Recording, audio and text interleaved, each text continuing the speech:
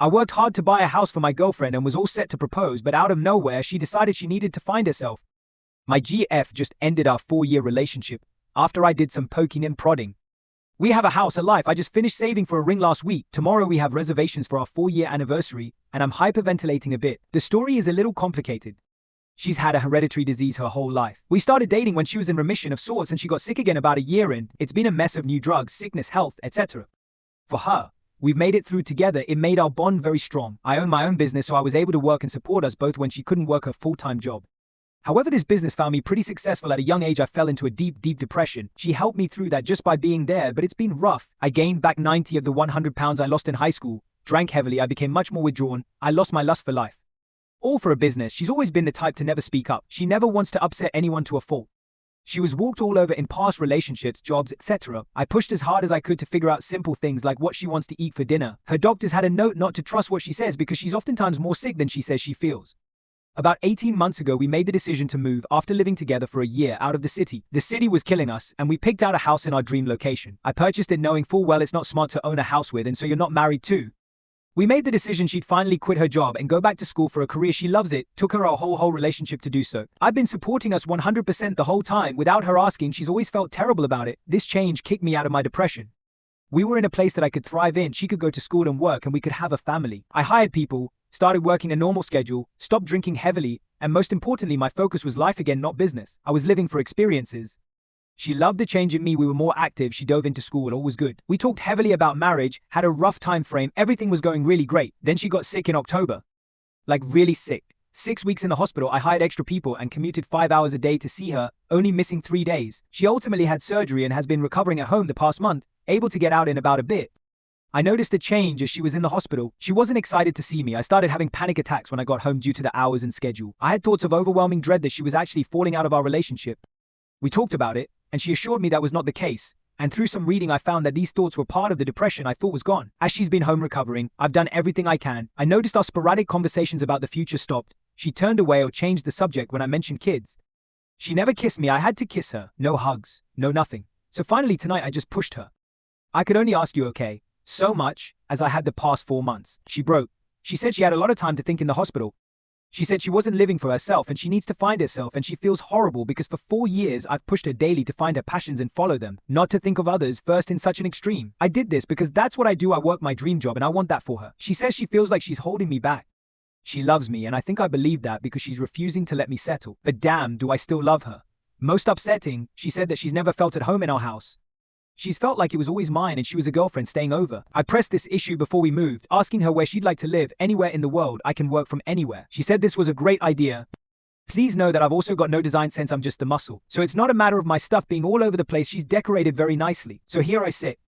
Sober, crying fat, with no one to call, no close family or friends in 120-mile radius. I can't bring myself to open the door to the office I just built out for her new career. And the paint is literally drying from earlier tonight. We moved to a family area, no more college scene. I read advice to throw yourself into work, and I have a job that almost killed me once. And I will be alone in this house that was, in 2 to 3 years, meant for our family. Money is not an issue. I love the area, I love our home, and I do not wish to leave. It truly is my dream to live here. But it was my dream to live here with our family that we had planned. Life lesson, nothing is set in stone. So how do I even start to cope? We still love each other, we're best friends. I'm going up to sleep in our bed because I can't bring myself to sleep in the guest room and she doesn't want me to. She's going to stay while we untangle our life. And she, along with my family and hers, are afraid of what I'll do to myself. I'm not going anywhere. I've never been suicidal, but I sure as hell can't drink this one away because the drinking won't stop. But she's going to leave, like, soon. I know it's not fair to hold on to the idea that she might just need to do some soul searching and come back. And I know that, being so sick for so long, she really didn't have a chance to figure out what she wanted. But I just can't help but feel absolutely gutted that it took this long for it to come out because I can't see my life without us. It's the most life-shattering thing I've ever felt. Update 1. The past 24 hours have been a beautiful and sad journey. After the initial shock wore off, we've done a lot of talking, and for the first time, we've been completely honest with each other at the same time. We've been waiting and waiting for our relationship to fit into the life we built around it. We've had a hard go at it with the sicknesses, depression, and ultimately the transitional time in our lives. It was a hard time for everyone around us, getting out of college and finding ourselves. We both care so much for each other that we tried to force it to work, ultimately denying our own desires in the process. Personally, I admitted to myself that I am more afraid to be alone in this house, an area, than I am upset our time living together is ending. I have struggled with this since we moved here 18 months ago because this is my dream. However, I've had serious doubts about our relationship. And the thing that kept me from saying anything was a fear of the unknown, a fear of living alone. As an adult, for the first time in my life, it was very clear that it's not fair for me to feel guilty about the life I've built. And this is very true. Likewise, it is not fair to blame her for not wanting the same life. I do wish she had spoke up sooner, but ultimately I love her for trying to make it work because she wanted me to be happy. Steph simply does not know what she wants. She thought she wanted a house, kids, and a family, and when they started coming, she realized that she didn't know what she wanted. She only knows that she doesn't know what she wants. We are both adamant that life is too short to settle. This is important. We've been living as best friends for a long time now, years maybe. Saying this out loud was a relief, because it does not mean either of us want our relationship to end. It just needs to evolve into its proper state. We decided to take the week to pack our stuff up, and while it is sad, it's amazing to be with each other now that this is in the open. Sure, there is the initial feeling of hatred at everything that reminds us of the relationship, because it's a hard thing to close an overall happy time in your life when you know it's for the best.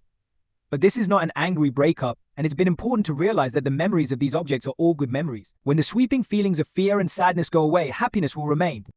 I've come to realize that it's not healthy to fill a void in oneself with a relationship. My biggest fear is being alone because I don't yet know how to do that. This relationship became a way for me to fill that void and avoid the fear.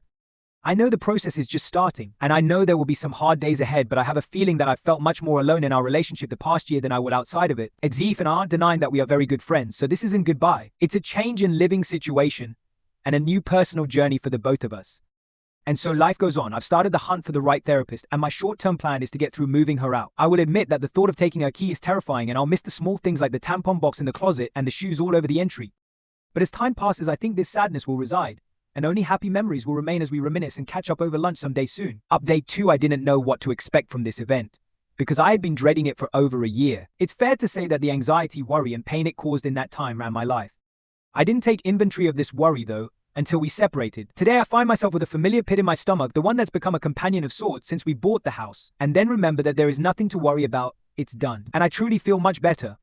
I have a lot of anxiety about the future. I have to come to terms with the fact that I've been preparing for marriage and a child in serious ways, and that plan is on hold. Steph and I have been living together since we decided to part ways a couple days ago. We didn't know what else to do, it just felt wrong and inappropriate to rip the band-aid after such an amicable decision. But I think we were both skeptical that it wasn't a good idea. It turns out it was the best thing we could have done, because it took some time for us to open up and ultimately resolve this entire thing. Last night I came home after being out most of the day letting her pack. She hadn't got much done, just kind of started a few chores and was visibly shaken. She saw me and started crying because I would find out later, she really thought I was making up the whole "we've been living as best friends" thing to get her through the move out. She sees how much I do love and care for her, and it upset her because she thought she would be breaking my heart. It's important to note that this illustrates her issues. Putting others ahead of yourself is mostly a good thing, but when you value the simple happiness of those around you over your long-term emotional well-being to the extent it affects your quality of life, it's unhealthy. I recognized this and was hell-bent on making sure she wasn't staying the rest of the week just for me. This was the catalyst for probably the most honest and healing talk we've ever had. We sat on the couch for hours talking about us and what happened. Ultimately, she saw that I was completely honest with her, and that changed everything. We had both felt the same way for so long. Once that thin veil of a romantic relationship was lifted and the expectation was gone, we instantly opened up and have actually been closer than we've ever been. It's strange and unexpected, but I think it's very welcome from both sides. We have a very special relationship, it just isn't romantic. I think the most complicated thing about this situation is how simple it is. We are two people that fell in love, and that love transformed into the love of two close friends over time. We saw it all the way to the end, as far as we could go before a refused proposal ruined our relationship. We tried, it just didn't work in that way. She told me that she had waited for months because she had no idea her feelings were mutual. Years of business have taught me not to wear my heart on my sleeve, and while I lived with these thoughts, I was very careful not to show my hand. Why? It's complicated. Our relationship was an ebb and flow of emotion. She was extremely sick at times and extremely healthy at other times. I was the same with my depression. I have always been her main caregiver during this, and those doubts became hard to justify as true or circumstantial for both of us. Our relationship was very much that of a parent and child at times. It became a waiting game. It's not easy to think straight when you're spending 40 hours in the car 6 weeks in a row with your life on hold, or working a job you hate because you don't want to upset your co-workers by leaving. As we always experienced periods of health after the sickness, there was always a light at the end of the tunnel. We both cared for each other so much and understood sickness that we didn't want that to be a determining factor in our future healthy lives, so we both waited. In the spurts of good health, we continued to build the life we thought we wanted, never stopping to assess the one determining factor together, our relationship. We simply thought we needed to see the big picture, and in a way I think we did. Now that the life is set up, there are no doubts in either of our minds. We talked a lot about the timing because she felt terrible it came up when she was in the hospital and around the holiday. Keep in mind, she had thought this was one-sided, so she had wanted to say something but didn't want to ruin this time of year. I think this was the first time she really knew I was being truthful when I said I felt the same way, and there was never been a good time to do this. She said she felt guilty because she wanted us to see each other's families one last time. This was a green light for my ultimate conclusion that we weren't crazy. This had simply turned into a great friendship. I asked her, if we were old friends from college, what would have been different about our holiday? She and I both spend days with other friends' families this time of year, and besides maybe sharing a bed instead of taking the floor, there was no difference. We are very close friends with each other's family members, and none of those relationships have to change. I think in the end, we are going to go on to stay good friends with very little break because that's what we've been for 2 years. We both think our friendship will grow now that the awkward expectation of romance no longer exists, and we're mutually happy about it. I am very scared to be alone, and that is my next big adventure. It's going to be one day at a time, and I am not looking for a big break until I venture on to start the family hunt from zero. But I know that I have to be okay here by myself to have any sort of chance at a healthy relationship in the future, so that's what I'll do first. Update 3. Today she moved out of our home. We always called it a home, but I don't think we ever got there. I think it was still just a house to both of us. Her whole family decided to come. We are very close, and I've always felt closer to them than almost my entire real family. A lot of my pain did not come from our separation because there truly is no heartbreak there. We love each other deeply, but it is a familial love. It has not been romantic love for a long time. My pain came from the thought I was losing part of my family. Their friendship, their intelligence, and their love are all things I've come to feel on my own. And so they came to help her, sure, but they also came to support me. They came to hug me and cry with me and to let both of us know that this is not crazy but the most mature and perfect thing to do. They came to make sure I knew we'd be sailing and laughing around the dinner table very soon. Mostly they came to move her things into the truck, and then to move my extra stuff from the basement to the empty spaces. They did this out of love, and I felt that deeply all day today. This whole experience sounds like bullshit to most, and if I were reading this I would agree. What happens when one of us moves on and starts seeing someone else? We don't know, but we do know that we both want to see the other happy, and we both lived in this relationship with so much guilt watching the other compromise to try and make it fit. In the days that followed our decision to separate, we felt a lot of things. It took a lot of time for us to sort through years of buried thoughts and emotion. We did that, lifting the pressure of romance and embracing the warmth of close friendship. And I'm glad we had our week because I don't think our relationship has ever been better. Ultimately, we are doing this for the right reasons, and we are doing it for very similar reasons.